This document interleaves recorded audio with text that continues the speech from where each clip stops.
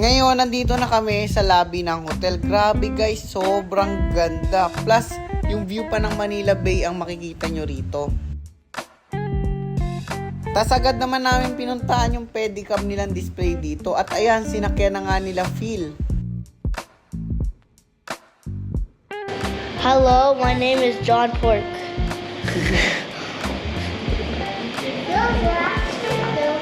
Yeah, filming you.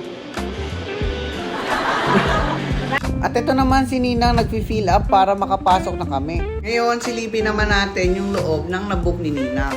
Wow! Wow! Talaga namang mapapawaw ka sa sobrang ganda ng loob ng hotel na ito. Plus, meron siyang second floor. Meron siyang dalawang double deck at saka isang kama.